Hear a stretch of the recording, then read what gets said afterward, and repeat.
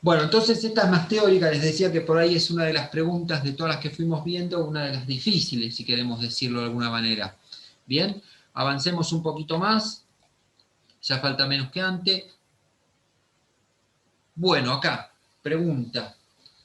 Definición: una dilatación normal del espacio subaracnoideo que contiene el líquido cefalorraquídeo, arterias, venas y raíces de algunos nervios craneales se denomina, ya de esto estamos cansados, es una cisterna indudablemente, y que son justamente estas dilataciones son por las anfractuosidades que tiene el encéfalo. ¿Estamos de acuerdo? Entonces esas dilataciones del espacio subaracnoideo las llamamos cisternas. Espacio real del encéfalo, cuarto ventrículo, acueducto mesencefálico. Bueno, todo esto lo podemos ir descartando. Cuarto ventrículo, acueducto mesencefálico son cavidades que se están constituyendo la cavidad que quedó de ese tubo neural a lo largo del desarrollo embriológico. ¿Estamos de acuerdo? ¿Estamos de acuerdo o no? Y tengan en cuenta, cuando analicen esto, recuerden, circulación de líquido cefalorraquídeo y las cisternas donde se localizan. Y más o menos hay algunas que son importantes porque hay algunos contenidos que son importantes, como por ejemplo la cisterna ambiens. ¿Estamos de acuerdo? Que tiene contenido el cuarto paracraneal y justamente la arteria cerebral posterior, rama terminal del tronco basilar. ¿Sí? Sigamos. En la médula espinal los fascículos gracili cuneiformes se ubican. ¿Se acuerdan de lo que habíamos dicho? La laminación de redes no hay que saberla, pero sí hay que saber cómo está distribuida la sustancia blanca alrededor de esta sustancia gris que era en alas de mariposa. Cordones posteriores, cordones laterales, cordones anteriores. Bien, y tener claro, porque esto lo tienen que manejar por las vías nerviosas, sabemos que gracili o delgado, que es el más medial, y cuneiforme es más lateral. Entonces acá me pregunta, en la médula espinal los fascículos gracili y cuneiforme se ubican ¿dónde? En el cordón posterior. En el anterolateral no, en el posterolateral tampoco y en el anterior tampoco. El cordón posterior de la médula espinal se organiza en dos cordones, uno medial, el gracili, y otro lateral, el cuneiforme. O sea que en nuestro apunte necesitamos sí o sí un corte transversal de la médula espinal para ubicarnos los cordones primero, lo grande sería saber los cordones, la distribución, cordón posterior, cordón lateral y cordón anterior, y después saber vías ascendentes y vías descendentes. Ascendentes marcadas en verde y descendentes marcadas en rosadito. ¿Estamos de acuerdo? Le hace también ascendentes como sensitivas y descendentes como motoras. ¿Sí? ¿O no? Chicos, ¿me escuchan bien? Sí, sí. Perfecto. Avanzamos. Después pares craneales. Otra hoja que nos tiene que quedar en ese apunte es pares craneales. ¿Está bien? Dice, el nervio facial, el séptimo par, tiene su origen aparente en el surco. Bueno, los orígenes aparentes hay que saberlos, sí o sí. Saber más o menos el trayecto cisternal, por dónde lo encontramos, y en qué fosa está, si se queda en la fosa posterior y sale por su orificio craneal, o si de la fosa posterior va hacia lo que sería la fosa media y ahí sale por su orificio. Entonces tenemos que saber el origen aparente, trayecto cisternal, y tenemos que saber el orificio por donde transcurre en el cráneo y indudablemente el contenido que tiene ese orificio, ¿no? Y por otro lado también tener en claro, que ya lo habíamos dicho varias veces, el 1 y el 2, el 1 es el oftálmico, perdón, el olfatorio, y el 2, que es el óptico, no tienen origen aparente en el tronco, van directo a corteza. ¿Estamos de acuerdo? Bueno, y son sensoriales. ¿Y dónde lo encontramos? Bueno, justamente el facial está en el surco bulbo protuberancial, acá.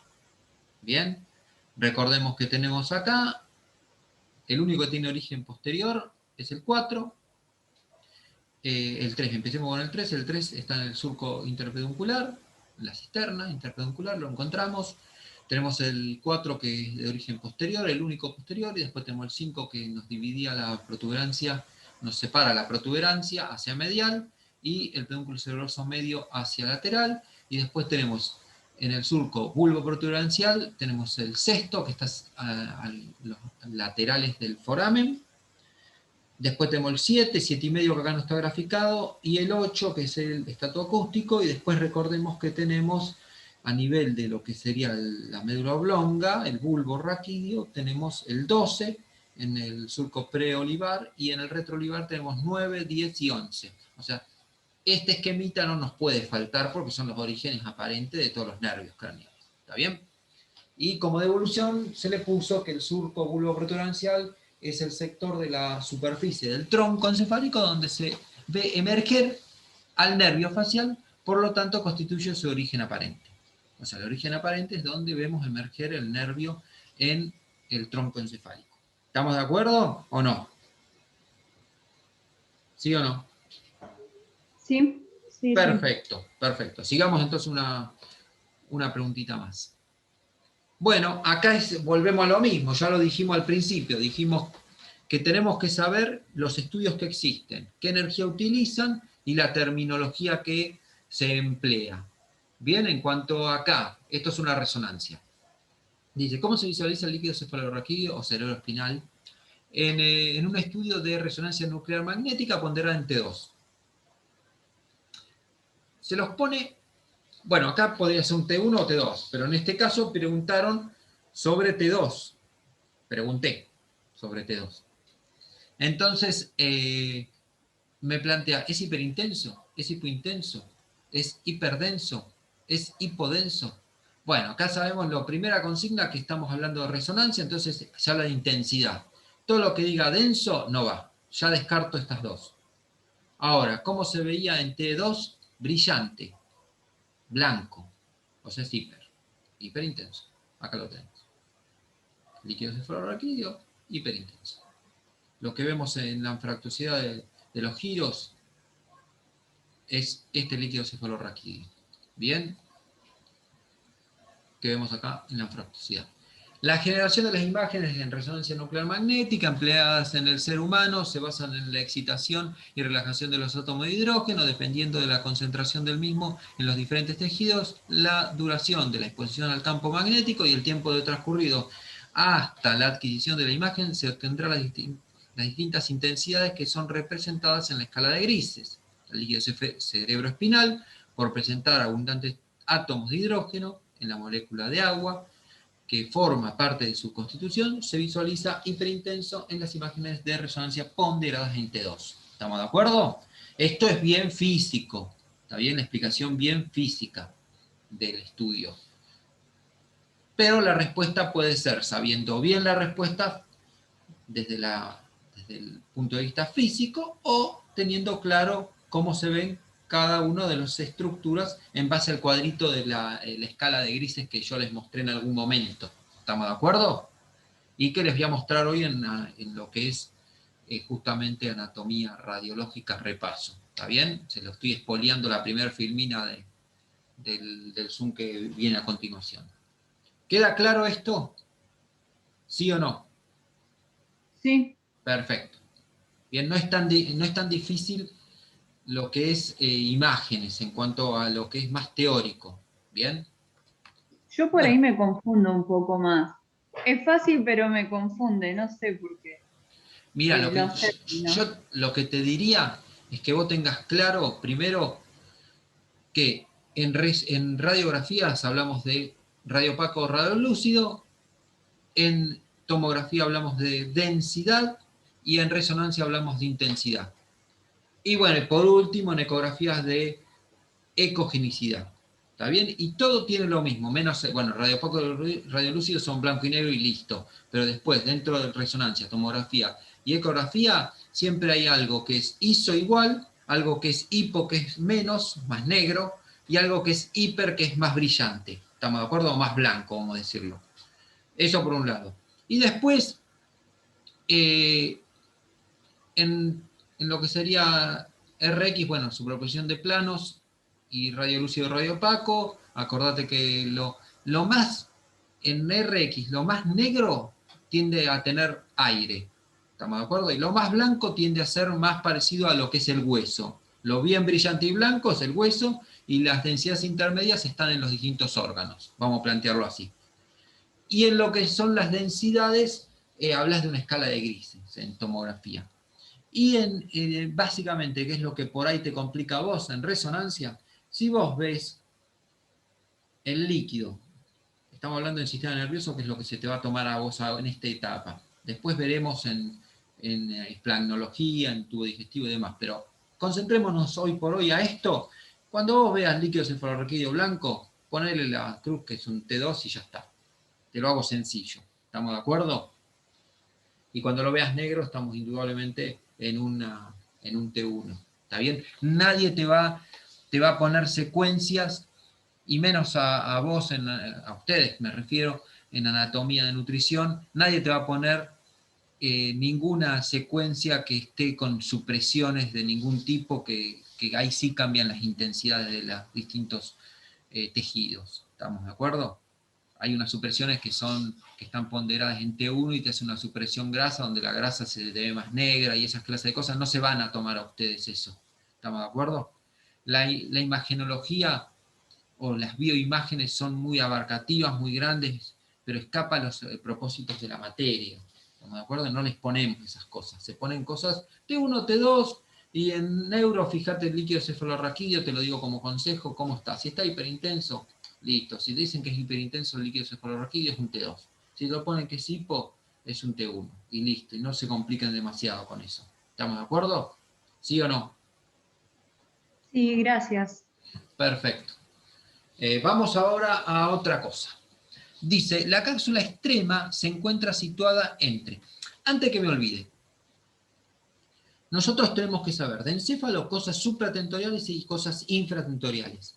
Supratentoriales tenés que saber los hemisferios cerebrales, las caras que tiene, qué cisuras y qué surcos se ven o tiene, y los lóbulos que tiene. ¿Estamos de acuerdo? Eso es lo primero que tenés que saber. Después tenés que saber ganglios de la base. Y dentro de los ganglios de la base tenés que saber la disposición que adoptan uno con respecto a otro. Las porciones que tiene, como ser la cabeza, el cuerpo y la cola, en el caso del caudado, por ejemplo. ¿Estamos de acuerdo? Y por otro lado tenés que saber la sustancia blanca. Y la sustancia blanca de los hemisferios, recordad que se llaman centros semiovales, y que de cada lóbulo decimos que son centros ovales son todos, todo el conjunto. Y los semiovales son los que corresponden a cada lóbulo, está bien, frontal, occipital o lo que sea. Hasta ahí vamos. Después, tenés que saber las cavidades que hay en los hemisferios cerebrales. Estamos hablando de los ventrículos laterales. De todas las prolongaciones, los límites, básicamente sabiendo lo que es los ganglios de la base, sabés los límites. El que se complica un poco más es el lóbulo temporal, pero bueno, se tomará lo más sencillo, no te van a complicar demasiado. Es lo último que tendrías que estudiar, los límites de los ventrículos, en última instancia, si te queda tiempo. ¿Está bien? De última, perdés una pregunta, ¿qué problema hay? Una pregunta no es nada, pero perder 10 por abocarte 4 días a leer los límites de los ventrículos laterales me parece que no es negocio. ¿Estamos? Uno, ahí ya lo planteamos como alumno, ya no como docente. Te lo voy a plantear así. Lo otro que tenemos que saber, bueno, ganglio de la base. Y después tenés que saber lo infratentorial. Todo lo que son básicamente el tronco encefálico, las porciones que tiene, los núcleos que son importantes, configuración externa e interna, hay que saberla. La interna, lo más importante, el mesencéfalo, el núcleo rojo, el negro, que tiene una calota, que tiene pedúnculos cerebrales, bueno, esas clases de cosas. Y que hay una cavidad en el mesencéfalo que se llama conducto mesencefálico, que en el bulbo raquídeo y lo que es protuberancia tenemos el cuarto ventrículo. Tenés que saber después la médula espinal, configuración interna y externa, básicamente cómo es la sustancia gris, sin saber la laminación de Retz, y saber los cordones y qué vías viajan por esos cordones. ¿Estamos de acuerdo? Y en tronco saber los núcleos que corresponden a lo más importante de la Golgi Burdach, básicamente en bulbo raquídeo. ¿Estamos de acuerdo? Entonces, eso es un poco el resumen que tendría que haber en las hojas. Uno que tenga los hemisferios cerebrales con sus cara interna, perdón, su cara externa, su cara interna y su cara inferior. Después, ahí mismo, después que le pones los surcos, las cisuras, los lóbulos que tenés, le haces otro que donde esté la irrigación. Después los ganglios de la base, básicamente en un corte como es este, un corte axial. Ahí los puedes graficar bien y ver bien todas las relaciones que tiene. La sustancia blanca, no solamente los centros semiovales, sino la sustancia, lo que es básicamente la comisura blanca, lo que es la cápsula extrema, la cápsula interna y la cápsula externa, la interna, la externa y la extrema. Eso lo tienen que saber, las porciones que tiene la cápsula interna, su brazo anterior, su rodillo y su brazo posterior. Todo eso lo tienen que manejar. ¿Estamos de acuerdo? Entonces, la cápsula externa se encuentra situada entre, o sea, me ubico. Esta dijimos que es la cápsula interna. Esta es la cápsula externa. Y esta es la cápsula extrema. Entre caudado, tálamo y lenticular está la cápsula interna. Entre el lenticular y antemuro, que es esta liñita que se ve acá, cápsula externa. Y la cápsula extrema, que es esta de acá, se encuentra entre el claustrum o antemuro, que es de sustancia gris, y la corteza insular. Entonces, ¿cuál es la externa? Externa entre la corteza de la ínsula y el antemuro. Extrema, perdón, extrema. ¿Queda claro? La cápsula extrema se encuentra situada entre, justamente, la cápsula interna, extrema está situada entre la ínsula y el antemuro. ¿Queda claro o no? Sí, sí. Bueno, la cápsula extrema es la estructura blanca más lateral y se encuentra entre la corteza del lóbulo de la ínsula y el antemuro o claustrum. Avanzamos uno más. Lo que les decía, irrigación. Sabemos que tenemos que tener un apunte donde esté, que el encéfalo esté irrigado por un sistema anterior y un sistema posterior. Tenemos que detallar cómo es el sistema anterior y cómo es el sistema posterior. Y después la confluencia entre los dos, que se llama polígono de Willis. ¿Estamos de acuerdo? Y después tenemos que saber cómo está irrigado los hemisferios cerebrales. ¿Qué arteria predomina? Esta ya la vimos el otro día, justamente. ¿Qué arteria irriga? Predominantemente en la cara medial del cerebro. La cara medial es la arteria cerebral anterior, que es justamente esto que vemos acá. Acá están las tres vistas. Esta foto no puede faltar en su apunte. ¿Estamos de acuerdo? Y recuerden que polígono de Willis, la única arteria que no interviene es la cerebral media. Bien, eso tiene que estar en su apunte, chicos. Y repasamos. Entonces, en la configuración externa la que predomina es la cerebral media. En la vista interna la cerebral anterior. Y en la inferior, básicamente la cerebral posterior. ¿Estamos de acuerdo? Pero fíjense que en todas las caras de los hemisferios siempre hay, si bien hay un predominio, se asoman como quien dice las otras. Acá tenemos la cerebral anterior, acá tenemos la cerebral posterior y esta es la media. Acá vemos lo mismo. Cerebral anterior, la cerebral justamente posterior y acá un poquito la media. Y acá vemos lo mismo. Cerebral anterior, cerebral media y cerebral posterior. ¿Queda claro? ¿Sí o no? Sí, sí. Estos temas que le estoy tirando así desde el principio, los tienen que manejar. O sea, tiene que haber una hoja y es lo que van a repasar el último día. Ya van a tener 30 hojas, 40 hojas de apunte y van a revisarlos. Van a mirar, mira, estos clasifican. A ver, empecemos con generalidades. Bueno, estos son planos y ejes. Esto es articulaciones. Esto, bueno, vamos, pasemos ahora. Miembro superior. ¿Qué teníamos que saber? Miembro superior e inferior tenemos que tener la inervación, la irrigación y la evacuación venosa. Bueno, ¿qué más tenemos que saber? Las articulaciones las importantes.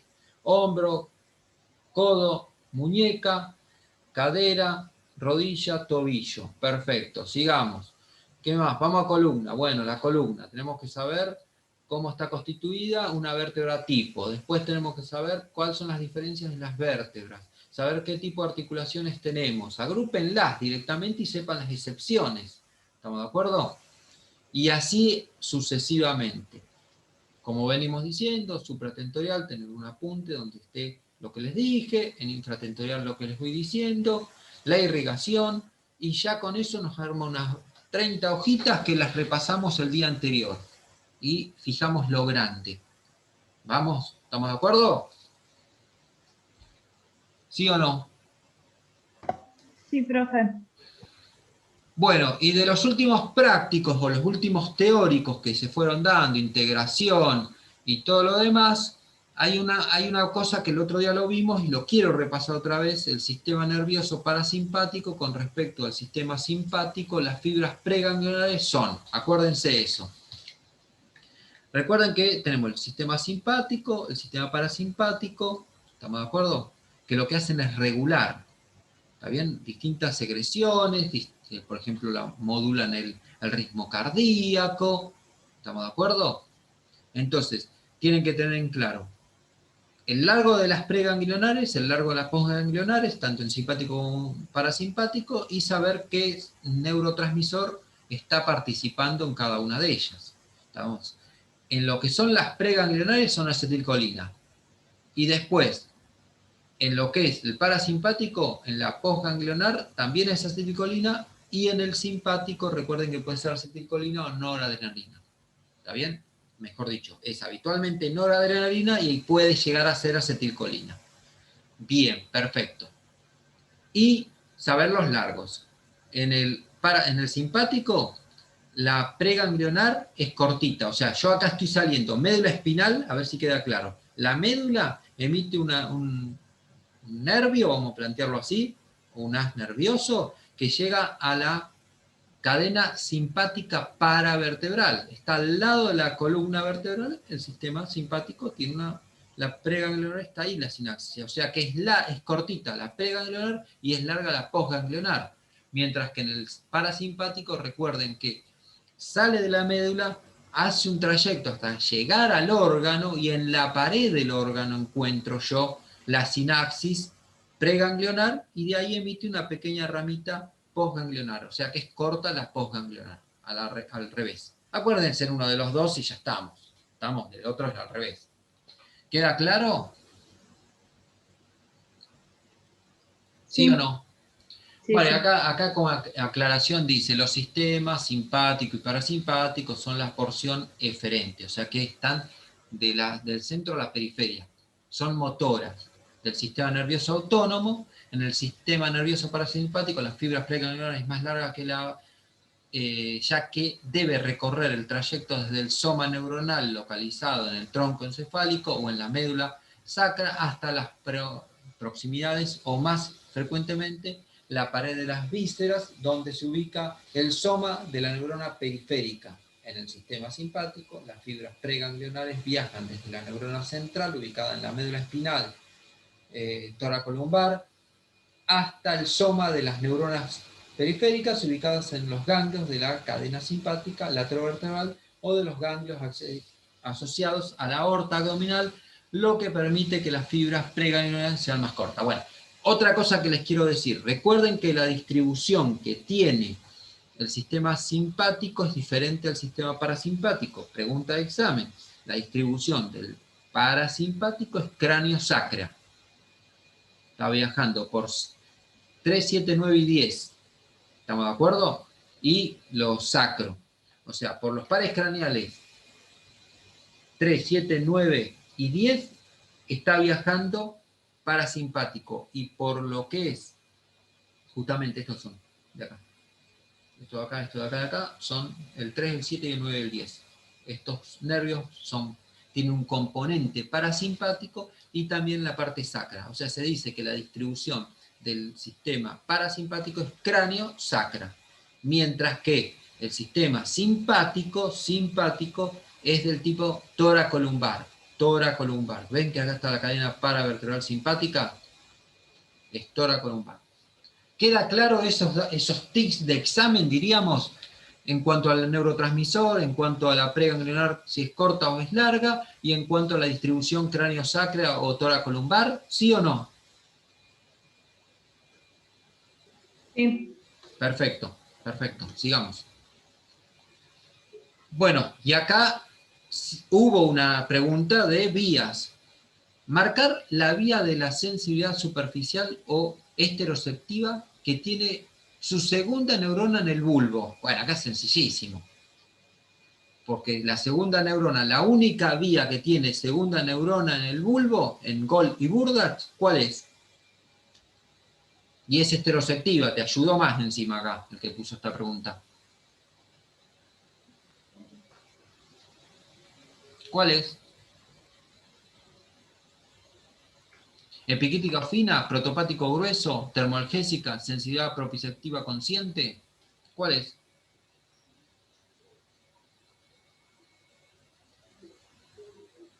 Y escucho ofertas. Está en la devolución la respuesta, chicos. La epicrítica o fina, ¿está bien? Las vías ascendentes esteroactivas reciben información a través de los receptores ubicados en la piel, entre ellas la vía del tacto discriminativo o vía epicrítica o fina en la última vía esteroactiva que tiene su segunda neurona en el bulbo. ¿Estamos de acuerdo? Vía del tacto discriminativo o vía epicrítica o fina también llamada. ¿Estamos de acuerdo?